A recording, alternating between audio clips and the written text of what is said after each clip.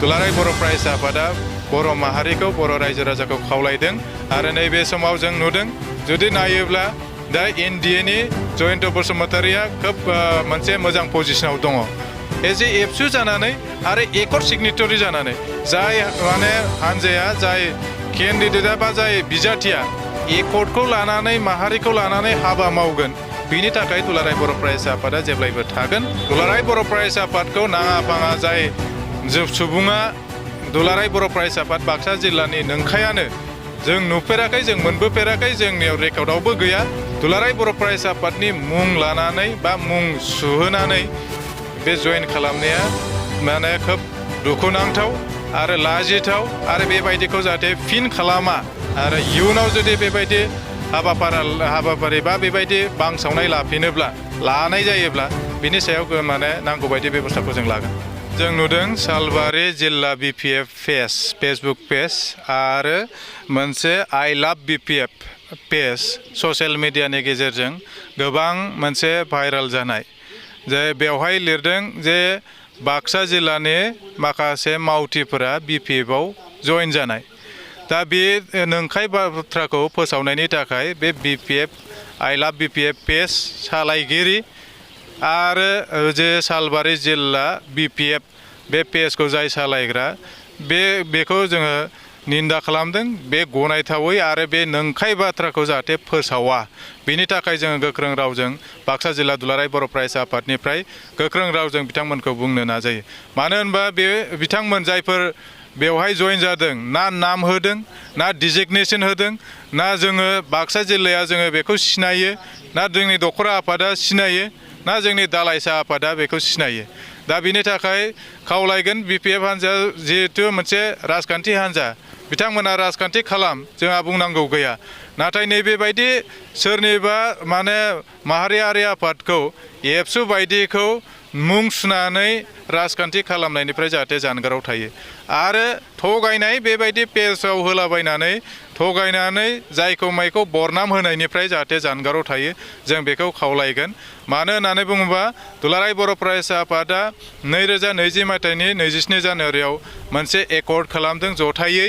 आरो बे एकर्डआ BTR accord आरो बे एकर्डखौ मावफुंनांगौनि थाखाय दुलाराय बर' फरायसा आफादा जेब्लायबो नाजादों आरो नैबे समाव जों नुदों बिपिएफनि माने माखासे दैदेनगिरि आरो एबसुनिनो मिरु एबसुनि बारग' सासे दैदेनगिरि जाय माने गोजान जोंनि ओनसोलनि नङा बे गोजान ओनसोलनिफ्राय फैनानै बेवहाय कमिसन जानानै सोरखौबा जोंनि ओनसोलनि लाइमोनफोरखौ लाङै बिपिएफआव जयेन हैनाया बे जोंनि थाखाय मोजां मोनसे माने लक्षन नङा आरो बिथाङा दिनै बे ओनसोलाव फैनानै राजनिति खालामनायाव जोंहा बुंनांगौ गैया नाथाय लाइमोनफोरखौ माने गोदाव सोराव खालामनानै गाबोन समफोर जुदि माबा मोनसे जुदि नैबेहाय गनायथावै जुदि जाथाय जायोब्ला बिथांखौ जों नागिरना मोनगोन नामा दा बिनि थाखायनो लाइमोनफोरा सांग्रां जानांगौ सोरनिबा बेबायदि बांसावनाय बा सोरनिबा बुरखायनायाव बा सोरनिबा माने बे ओनसोलनि नङै दैदेनगिरि जाय बेहाय खोब माने गारमा सिब्रा बाथ्रा बुंदों बेबायदि दैदेनगिरिनि माने बाथ्रायावनो गोजावलाबायनानै गावनि जि थांखि फरायसा जिउ हिसाबै फरायनांगौ गावनि जि सिमां बेखौ जाफुंसार होनांगौ बेबायदि समाव माने राजखान्थि दोलोजों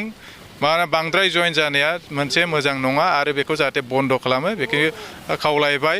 आरो दुलाराय बर' फरायसा आफादा एकर्डखौ लानानै माहारिखौ लानानै जेब्लायबो सिरियास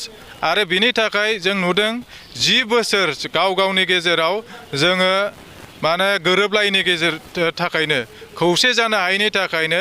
जाय क'क्राझार समस्तिया जोंनि थाखाय जेब्लायबोमोन बियो धेमाजिनिफ्राय लानानै कार्बि आंलंनिफ्राय लानानै बे भारत हादराव जेसेबां बर' माहारि दङ बिनि सासे रिप्रेजेन्ट खालामनो हानाय क'क्राझार समस्तिखौ जों 10 बोसोर खोमानांबाय आरो बेखौ फिन उद्धार खालामफिननांगौनि थाखाय दुलाराय बर' फरायसा आफादा गासैबो बर' माहारिखौ खावलायगोन जाहाथे खेबसेनि थाखाय जों खौसे जानो हायो आरो जाय माने समस्तिया बर'नि आखाइनिफ्राय 10 बोसोर बेखौ खावलायगोन जाहाथे खेबसेनि थाखाय जों खौसे जानो हायो आरो जाय माने समस्तिया बर'नि आखाइनिफ्राय 10 बोसोर माने बेवहाय खोमानानै लानांबाय बे खोमानायनिफ्राय जाहाथे जों उद्धार जानो हायो। जाय समाव 2014 मायथाइखौ जों नायोबा गोबां माने लाख भट लानानै बिथाङा माने देरहानो हादोंमोन। बेखौ जोङो बोरैहाय बे जारिमिनखौ जोङो फिन माने खोमसि जारिमिनखौ जोङो बोरै स्रां खालामनो हायो। बिनि थाखाय दुलाराय बर' फरायसा आफादा बर' माहारिखौ बर' रायजो राजाखौ खावलायदों आरो नैबे समाव जों नुदों जुदि नायोब्ला दा एनडिएनि जयन्त बसुमतारिया खोब मोनसे मोजां पजिशनाव दङ। दा बिनि थाखाय जाय बिथाङा देरहानो हायो नैबे खेबसेखौ जों सानलायनो हायो नामा बेखौसो जों खावलायदों। एज ए एबसु जानानै आरो एकर्ड सिगनेटरि जानानै जाय माने हानजाया जाय केन्डिडेटआ बा जाय बिजाथिया एकर्डखौ लानानै माहारिखौ लानानै हाबा मावगोन बिनि थाखाय दुलाराय बर' फरायसा आफादा जेब्लायबो थागोन आरो मिरु दुलाराय बर' फरायसा आफादनिफ्राय बे बिथोना जोंनियाव दंखायो आरो बिनि थाखाय जोङो जेब्लायबो खामानि मावगोन। नाथाय दुलाराय बर' फरायसा आफादखौ नाङा फाङा जाय सुबुङा दुलाराय बर' फरायसा आफाद बाक्सा जिल्लानि नंखायानो जों नुफेराखै, जों मोनबोफेराखै, जोंनियाव रेकर्डआवबो गैया। बे लाइमोनफोरखौ दुलाराय बर' फरायसा आफादनि मुं लानानै बा मुं सुहोनानै बे जयेन खालामनाया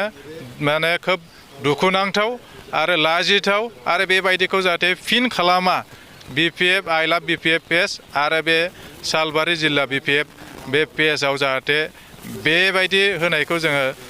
जेब्लायबो माने गोख्रों रावजों सोंखारिदों आरो इयुनाव जुदि बेबायदि हाबाफारि बा बेबायदि बांसावनाय लानाय जायोब्ला बिनि सायाव माने नांगौबायदि बेबस्थाखौ जों लागोन। गोजोन्थों।